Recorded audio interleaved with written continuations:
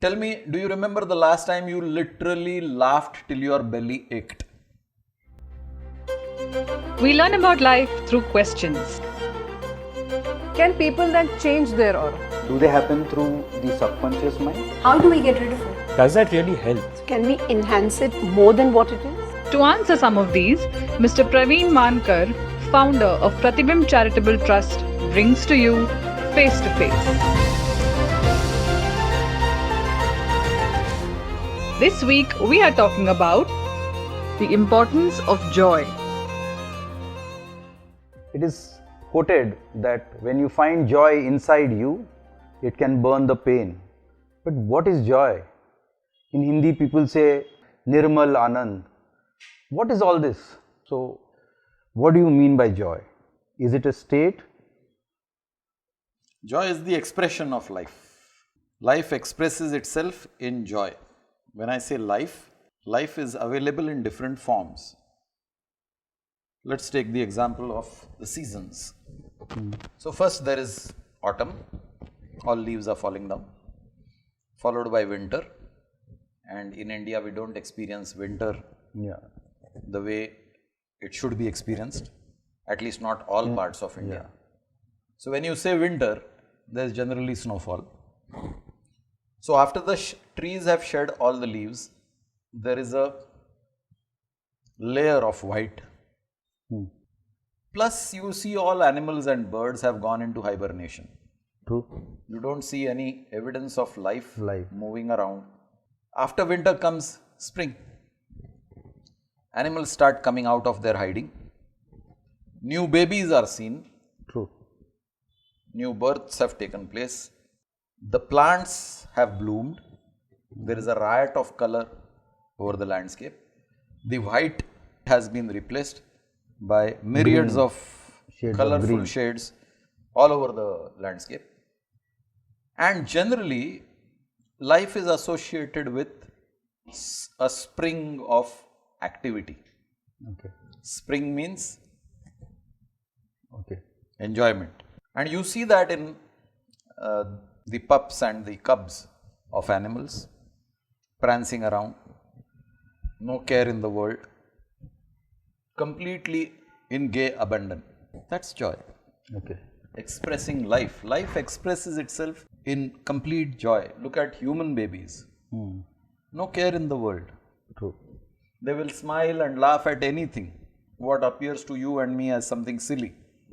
A baby has no such calculations. A baby submits itself to peals of laughter. Not worried what people will think or say. We are very careful. Tell me, do you remember the last time you literally laughed till your belly ached? You will struggle. You will struggle to remember the last time you laughed to such an extent that your belly started aching. Adults have forgotten the art of laughing with genuine pleasure. We have laughter clubs. You go early morning on the beach and you will see groups who are conducted by a conductor who says, now 1, 2, 3, laugh, and everybody says, ha, ha, ha. The heart has no joy in it. You are just expressing ha, ha, ha. That laughter has no element of joy in it. If you ask an adult to express laughter, he will be worried that people may be watching him and commenting that this guy doesn't know how to behave in public. Look at the way he is laughing, mannerless fellow. So, as an adult, you are conscious of all these things. But you look at a child, you do anything, the child will laugh irrespective of who is around the child. What others say, the child is not bothered. I saw a very nice video of a father tearing a piece of paper in front of the baby's face. All that he was doing was tearing a piece of paper, and the paper was making a sound of tearing. And the child was giggling. That sound induced not giggling, bursts of laughter. Every time the father tore the paper, and he must have done it 7, 8 times, every time the baby laughed with the same intensity. Imagine if I were to do that in front of your face, you would look at me and say, "Isko kya ho gaya?" You would wonder whether there's something amiss, and you would find this action completely silly. When we laugh as adults, we snigger, we don't laugh. True. Yeah. And then it is supposed to be a cultivated, socially correct laughter. Where is the joy in that? So, what is so important about joy that we need to be, it's always said, you know, in all different facets of living, spirituality or otherwise, that be in a state of joy. Why is it so much important? Medically speaking, when you are laughing out loud, you are exercising your respiratory system. Okay. You are throwing out air in large volumes. You are naturally compelled to take air in equally large volumes because you have thrown out air in large volumes. So, it is assisting your respiratory system. Those peals of laughter, the huge guffaw, is exercising your circulatory system, your chest. You see, when they do CPR, Yeah. they pump the chest. Yeah. When you are laughing, you are actually pumping your chest. Pumping, yeah. So, your heart is getting beautifully exercised when you laugh. At the mental level, this is at the physical level. At the mental level, there is no care in the world when you are laughing out loud. When there is no care in the world, automatically you are de-stressed. Yeah. And there is So, all the ill effects of stress and adrenaline are reduced. So, even at the mental level, it has a psychosomatic effect, a healthy effect on your body. And when you laugh out loud, you are spreading good cheer. So, it is not a solitary benefit, it is a multiple benefit. for everybody. There was another video where they showed that one guy was reading a newspaper in the metro and probably he read something which was funny and he started laughing to himself. He started with a small giggle and then exploded into bursts of laughter. And people looked at him quizzically. The first few reactions were, what's wrong with this guy? And this guy, without bothering about what people would think, continued laughing, and soon he had a couple of guys laughing along with him, and within a short while the whole compartment was laughing aloud without knowing why this guy is laughing. So it has a contagious effect, a positive contagious effect on your surroundings. So it's therapeutic. How do we practice joy in day-to-day living then? Practice means retraining, because you have practiced sorrow so much that you have conditioned yourself to express sorrow. It's or express programmed anguish. that way. Programmed that way. You are a programmed robot who is expressing anguish, fear, all the negative emotions.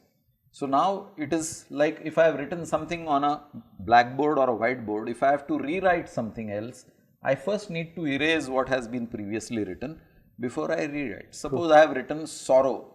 Now I want to write joy on the same whiteboard. I have to first erase that word sorrow before I can write joy and make it meaningful for the reader. If I want the reader to pick up only joy, I have to first erase the sorrow, which is very easy on a whiteboard, not so easy on a conscious or a subconscious mind. So how do we do it? Meditation. So how do I do it? Now people say for anything and everything it is meditation, but meditation is not something that a layman can do. Okay. Joy comes automatically when you start acknowledging your gifts in life. When am I sorrowful or when am I sad? When I feel that I have been deprived. Why am I unhappy? Because I feel I am deprived. Why do I feel I am deprived? Because you have something more than me. So there is comparison. You're fairer, you're taller, you're more educated, you have more wealth.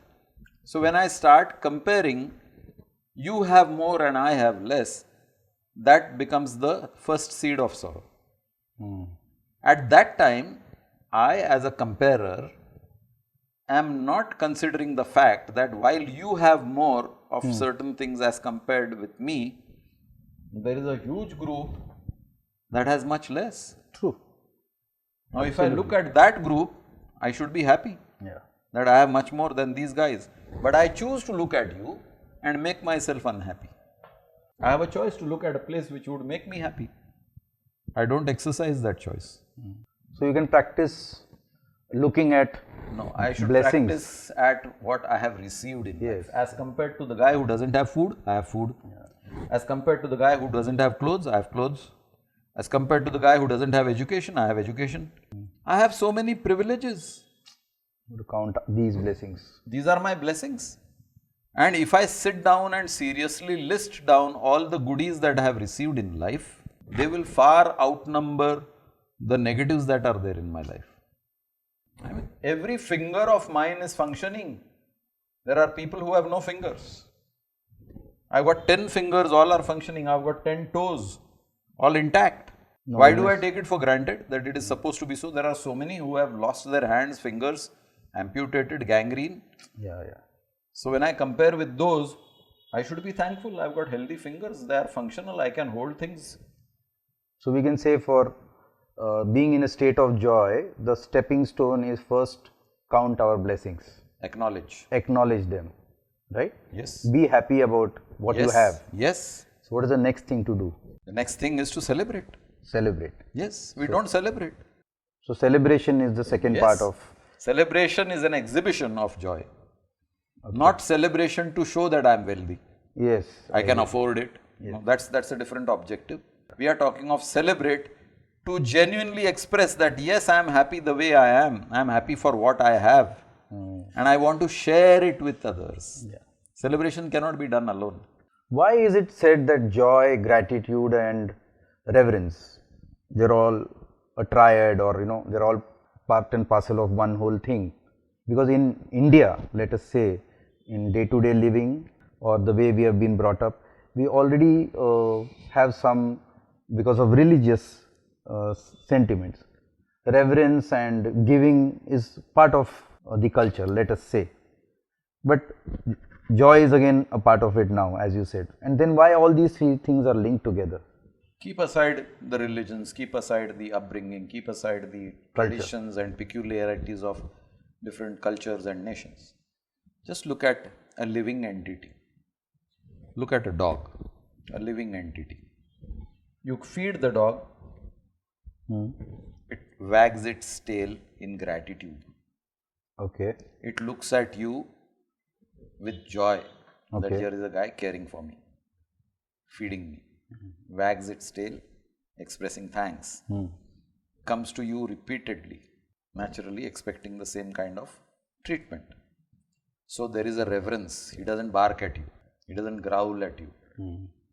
He's patient. Whether you give or you don't give, he patiently waits. He doesn't force you to give.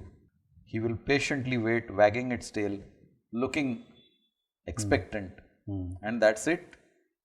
That living entity, who doesn't have the power of speech which you and I have, is expressing his joy that you have taken care of him, given him food, is having trust in you, is coming back to you, expressing gratitude through his tail wagging, and he is also respecting you, not encroaching on you or not forcing you to do certain things.